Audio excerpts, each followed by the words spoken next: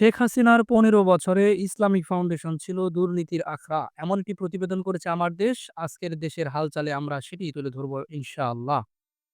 Islamic foundation Awami সরকারের সময়ে দুর্নীতি, স্বজনপ্রীতি ও দলীয়করণের আখড়ায় পরিণত হয়েছিল।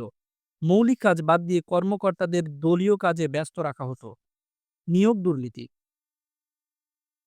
গুরুত্বপূর্ণ পদে জালিয়াতির মাধ্যমে নিয়োগ দেওয়া হতো। বিশেষ করে সাবেক ডিজি শামীম মোহাম্মদ আফজালের ১১ বছরে সবচেয়ে বেশি অনিয়ম হয়েছে।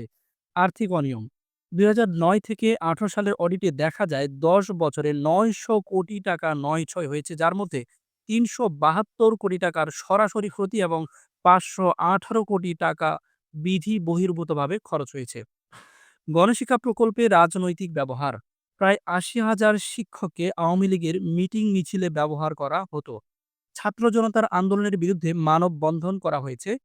শেখ মুজিবের মুরাল ২০২৩ সালে ইসলামিক ফাউন্ডেশনে শেখ মুজিবের মুরাল বানানোর সিদ্ধান্ত নেওয়া হয়েছিল, যা হাসিনা সরকারের পতনের পর বাতিল করা হয়। অনৈসলামিক কার্যকলাপ ফাউন্ডেশনে নৃত্য, গীত সহ অনৈসলামিক কর্মকাণ্ড পরিচালিত হতো।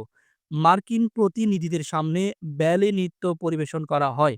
গবেষণা কার্যক্রমে স্থবিরতা ১৫ বছরে ইসলামী বিশ্বকোষের নতুন কোনো খণ্ড প্রকাশ হয়নি। মৌলিক গবেষণা ও অনুবাদ সাহিত্য বন্ধ ছিল। ইমাম প্রশিক্ষণ একাডেমি লক্ষ্যচ্যুত। মুক্তিযুদ্ধের ইতিহাস চর্চার নামে ধর্ম নিরপেক্ষতা প্রচার এবং ইসলামী দলগুলোর বিরুদ্ধে প্রচারণা চালানো হয়।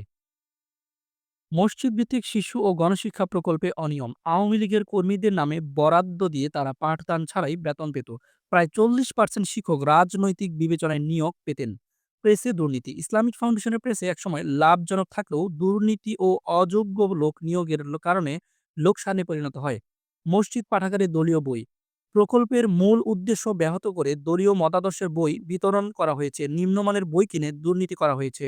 বাইতুল মোকাররমে দোকান বরাদ্দে অনিয়ম আত্মীয়স্বজনের নামে দোকান বরাদ্দ দেওয়া হয় এবং শত কোটি টাকা লোপাট করা হয়।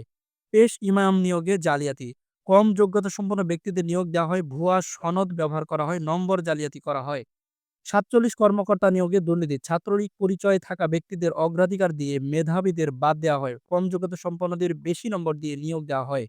দুর্নীতির তদন্ত ও ব্যবস্থা নতুন ডিজি আব্দুস সালাম খান দুর্নীতির তদন্তে সাবেক বিচারপতির নেতৃত্বে কমিটি গঠনের সিদ্ধান্ত নিয়েছেন। তদন্তের ভিত্তিতে শ্বেতপত্র প্রকাশ ও দোষীদের বিরুদ্ধে ব্যবস্থা নেওয়া হবে।